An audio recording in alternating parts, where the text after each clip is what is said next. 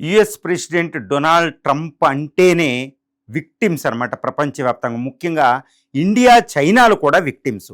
మళ్ళా టారిఫ్స్ అటు ఇటు అవుతే మళ్ళా రీసెంట్గా యుఎస్ ఏది సెనెట్ తర్వాత హౌస్ ఆఫ్ రిప్రజెంటేటివ్ రెండు ఇప్పుడు యుఎస్ ఒక శాంక్షన్స్ యాక్ట్ అని పాస్ చేసింది. దీని ప్రకారం ఇప్పుడు ఇండియా, చైనాలు రష్యా ఆయిల్ తెచ్చుకున్నందుకు వాళ్ళు ఏంటంటే యుఎస్ ప్రెసిడెంట్ 100% టారిఫ్స్లు విధించబోతున్నాడు. 100% టారిఫ్లు. అంటే ఇండియా, చైనాలు మళ్ళా విక్టిమ్స్, చాలా విపత్కర పరిస్థితిలో ఉన్నాయి. సో ఎదుర్కోలేకపోతున్నాయి డొనాల్డ్ ట్రంప్ని.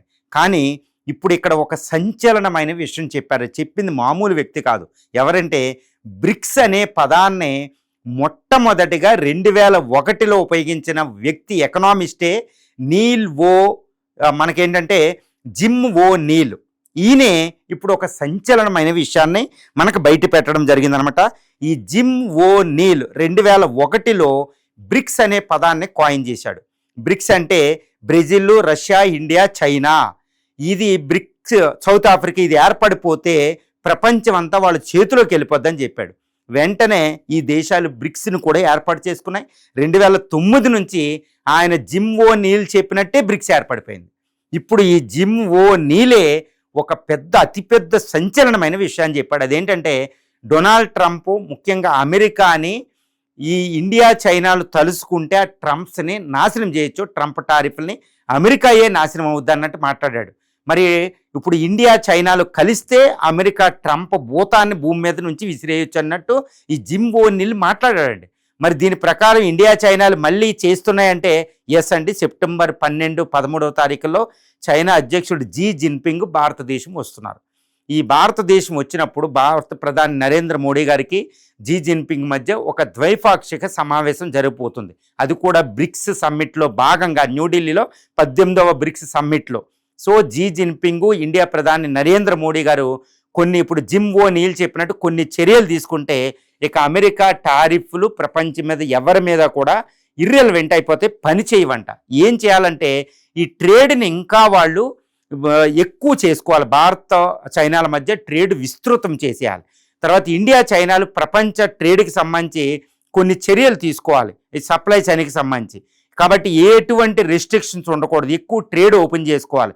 ఈ విధంగా తీస్తే అమెరికా ట్రేడ్ మీద ఇండియా ఆధారపడి ఉండదు, చైనా ఏమో అమెరికా మీద ఆధారపడి ఉండవు. తద్వారా ఏమవుతుందంటే ఈ యొక్క ఏషియన్ కంట్రీస్ వీటి ద్వారా ఇప్పుడు చైనా ట్రేడింగ్ పార్ట్నర్లు, ఇండియా ట్రేడింగ్ పార్ట్నర్లు, ఈ రెండిట్లో ఉపయోగించి రెండు ట్రేడ్ని చేసేసుకుంటే ఇక అమెరికా ట్రేడ్ మీద ఇవి డిపెండ్ అవ్వాల్సిన లేదు. ఫర్ ఎగ్జాంపుల్ ఇప్పుడు ఇండియా $300 బిలియన్ వరకే ట్రేడ్ చేస్తుంది అమెరికాతో. ఇండియా యొక్క textiles, pharmaceuticals, Matsya Sampada, agricultural products America వెళ్ళాలి. లేకపోతే ఇక్కడ కొన్ని కోట్ల మంది నిరుద్యోగులు అవుతారు. దీనికి ఇండియా ఈ ఉత్పత్తులు, అమెరికా వెళ్ళే ఉత్పత్తులకి చైనా మార్కెట్ ఓపెన్ చేస్తే ఇక ఇండియా అమెరికా మీద ఆధారపడి ఉండదు. అదేవిధంగా చైనాకి కూడా కొన్ని ఉత్పత్తులు మనం ఓపెన్ చేస్తాం.